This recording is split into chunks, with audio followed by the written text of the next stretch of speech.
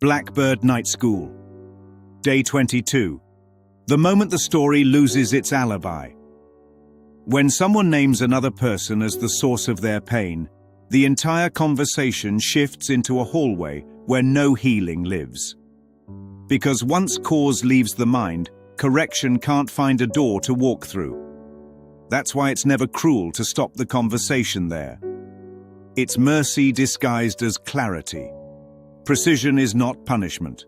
Precision is the refusal to entertain a lie.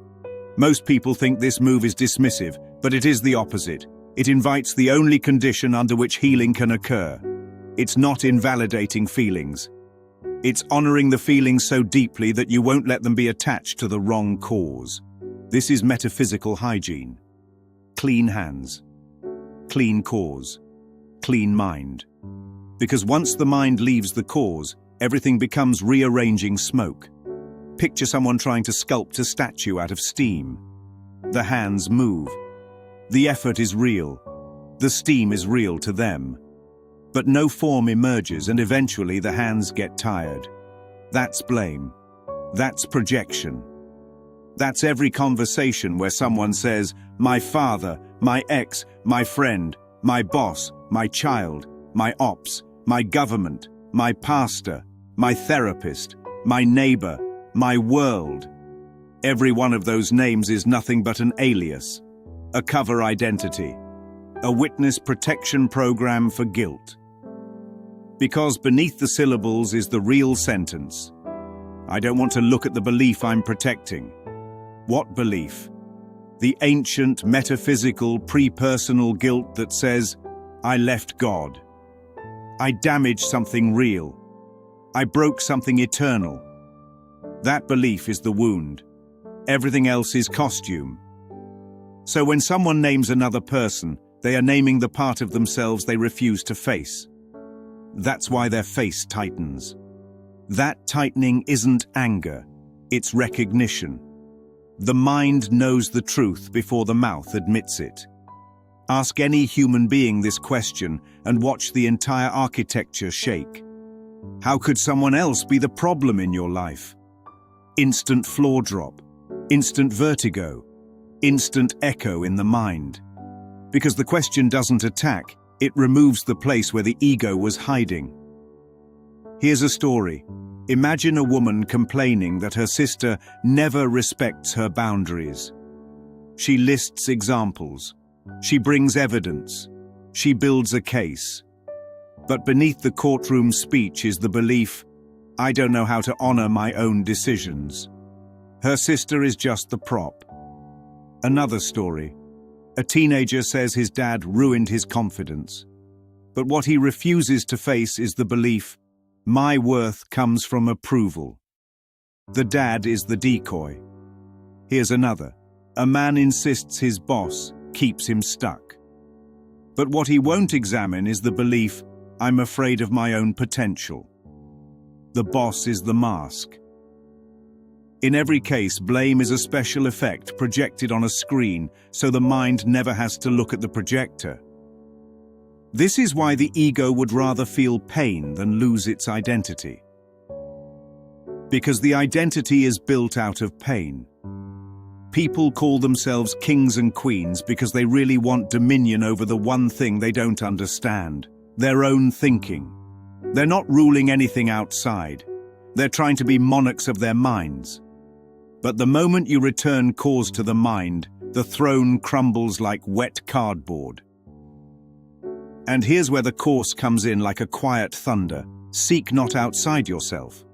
Once cause leaves the mind, healing leaves with it. But the moment cause comes home, correction is instantaneous. Holy Spirit only works at the level of cause. Ask, give me another way to look at this, and you shift universes. Not because the world changed, because the place you looked from changed. Once cause is restored to the mind, the ego goes mute. It sputters. It stutters. It tries to climb out of the corner with excuses, 5 excuses at once sometimes. But each one collapses on contact because none of them can survive in the presence of the corrected premise. You don't argue. Because to argue is to make the illusion real. You don't explain projection. Explaining projection is like explaining algebra to a dream character. It doesn't land. You don't lecture about A Course in Miracles. You don't quote metaphysics at a scared identity. You simply drop the surgical question. How could someone else be the problem in your life? Nobody has ever answered that question. Not once. Not in human history. Silence is the answer. And that silence is the sound of a collapsing thought system. A whole internal architecture loses oxygen. Because the ego can only survive if the cause is kept outside. You pull the plug. You cut the supply line. You return the cause to the only place where miracles can touch it. And suddenly the person isn't offended. Their ego is. The real person feels relief because the burden wasn't the story. The burden was maintaining the story. That's why every grievance dies on contact with the question. Every story dissolves. Every victim role melts. Every attacker collapses. Every past event becomes transparent. Because everything the ego holds must be held against someone else. Remove the someone else and the ego has nothing left to grip. The whole system folds like a house made of receipts. This is the miracle moment. This is the interior click of the lock turning. This is the mind remembering its own authorship. This is the day the story loses its alibi. This is the day the guilt loses its stage. This is the day the mind stops rearranging smoke and remembers the fire was never real. This is day 22 of Blackbird Night School. This is the exact moment a mind becomes teachable. Not because of pressure, because of honesty, because of willingness, because of cause returning home. And once cause is home, healing is inevitable. That's why you stop the conversation there. Not to end it, but to let the miracle begin.